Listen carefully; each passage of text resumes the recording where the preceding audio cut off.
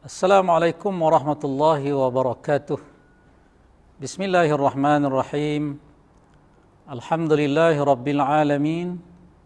Wassalatu wassalamu ala ashrafil anbiya'i wal mursalin wa ala alihi wa sahbihi ajma'in. Subhanaka la ilma lana illa ma 'allamtana innaka antal alimul hakim. Wa la hawla wa la quwwata illa billahil aliyyil azim. Amma ba'd. Tuan-tuan dan puan-puan yang saya kasih sekalian, alhamdulillah kita bersyukur kehadrat Allah Subhanahu wa taala kerana kita berada di petang hari terakhir bulan Syaban, dan insya-Allah sebagaimana yang dijadualkan, insya-Allah kemungkinan kita akan menyambut Ramadan pada esok hari, walau bagaimanapun berdasarkan kepada pengumuman yang akan dilaksanakan nanti pada malam nanti.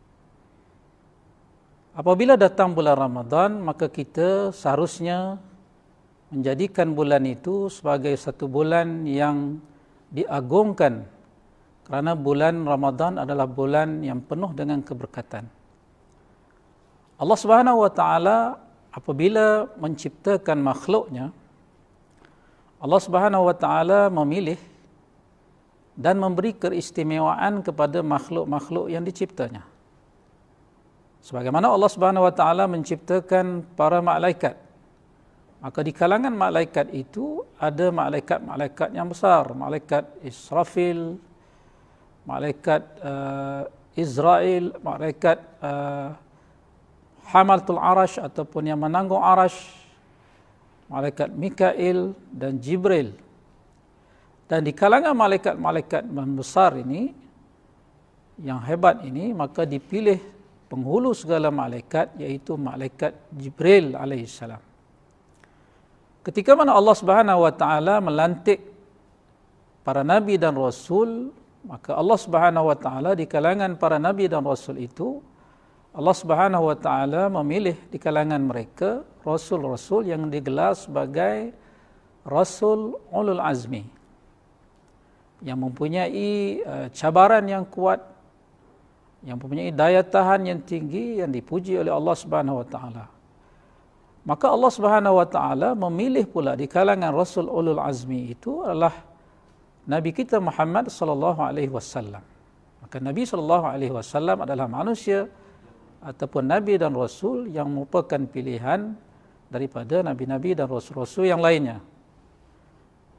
Allah Subhanahu wa taala ketika menciptakan 12 bulan, maka Allah Subhanahu wa taala memilih bulan Ramadan sebagai bulan penghulu segala bulan. Sebab itulah Allah Subhanahu wa taala menyebutkan satu-satunya bulan di dalam Al-Quran, iaitulah bulan Ramadan. Sebagaimana firman Allah Subhanahu wa taala, Syahrul Ramadhan alladhi unzila fihi al-Qur'anu hudan linnasi wa bayyinatin minal huda wal furqan. Bulan Ramadan adalah bulan yang diturunkan padanya Al-Quran, yang mana Al-Quran itu memberi petunjuk dan memberi keterangan-keterangan yang jelas, di antara yang hak dan yang batil.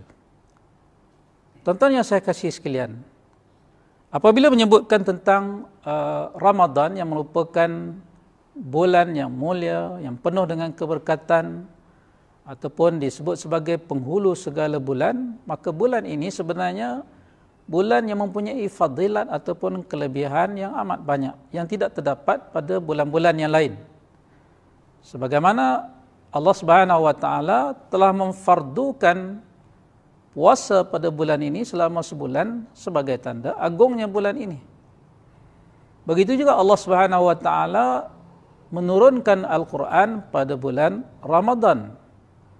Dan Allah Subhanahu wa taala di dalam bulan Ramadan juga Allah Subhanahu wa taala menentukan ada satu malam yang lebih baik daripada 1000 bulan.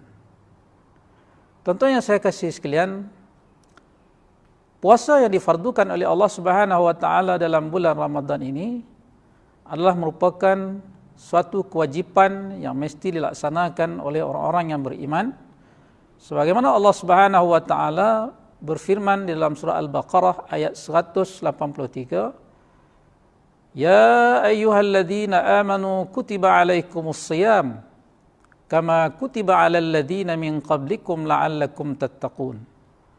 Wahai orang-orang yang beriman, telah difardukan ke atas kamu berpuasa sebagaimana telah difardukan ke atas umat sebelum kamu, mudah-mudahan kamu bertakwa.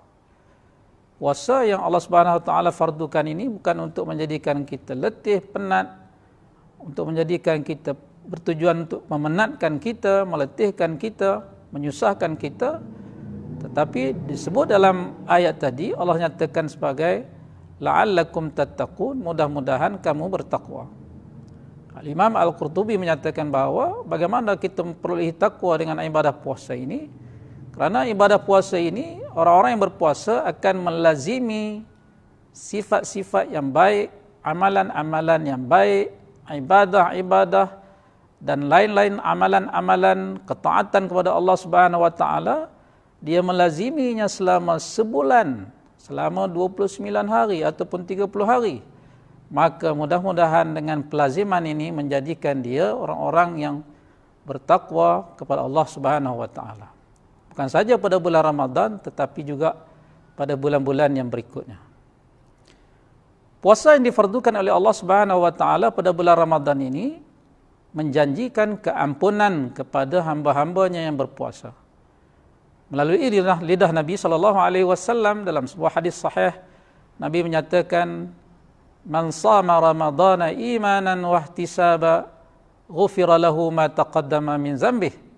Siapa yang berpuasa pada bulan Ramadan dengan penuh keimanan dan keikhlasan, maka diampunkan dosa-dosanya yang telah lalu. Tuan-tuan yang saya kasih sekalian, syarat kepada pengampunan dosa ini, kita mestilah melakukan puasa itu dengan penuh keimanan. Kita yakin dan percaya bahawa kewajipan berpuasa ini adalah merupakan satu tanggungjawab yang diberikan oleh Allah Subhanahu wa taala kepada kita, dan apabila kita melaksanakan tanggungjawab ini berdasarkan kepada ayat 183 surah Al-Baqarah tadi, maka Allah Subhanahu wa taala tentu akan memberi ganjaran kepada kita. Yang kedua, kita buat dengan penuh keikhlasan, mengharapkan hanyalah keredaan Allah Subhanahu wa taala. Maka dengan syarat ataupun dengan prasyarat keimanan dan keikhlasan ini, kita akan mendapat keampunan dosa-dosa kita yang telah lalu.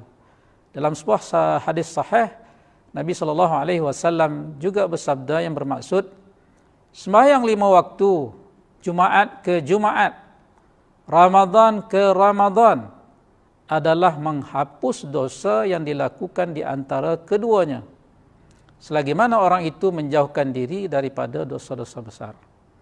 Jadi kalau kita nak kaitkan dengan Ramadan, maknanya Ramadan yang lepas dengan Ramadan ini, Allah Subhanahu wa taala akan menghapuskan dosa-dosa di antara kedua-dua Ramadan ini.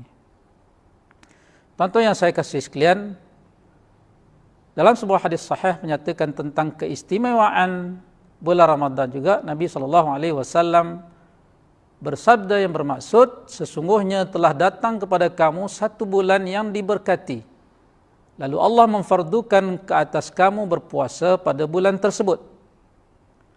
Bulan yang dibukakan pintu-pintu syurga dan ditutup semua pintu neraka.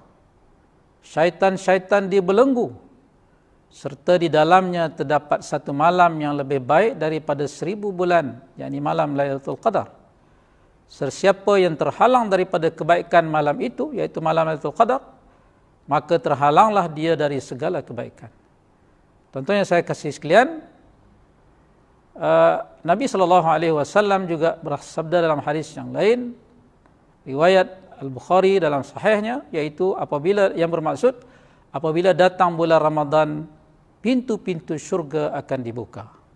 Tuan-tuan yang saya kasih sekalian, bulan Ramadan yang penuh berkat ini juga dibuka seluas-luasnya pintu syurga bagi orang-orang yang beriman dan taat pada Allah Subhanahu wa taala untuk melakukan pelbagai amal saleh di bulan ini, kerana pelbagai ganjaran pahala yang berlipat ganda yang disediakan oleh Allah Subhanahu wa taala disediakan kepada orang-orang yang beriman dan taat kepada Allah, yang mana dengan amalan-amalan mereka ini akan menjadikan ataupun menjadi sebab untuk mereka memperoleh syurga Allah Subhanahu wa taala.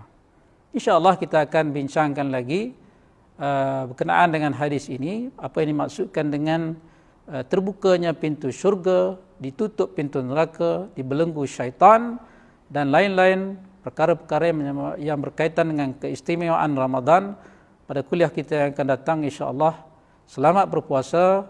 Aqulu qouli hadza wa astaghfirullahal azim li wa lakum. Wassalamualaikum warahmatullahi wabarakatuh.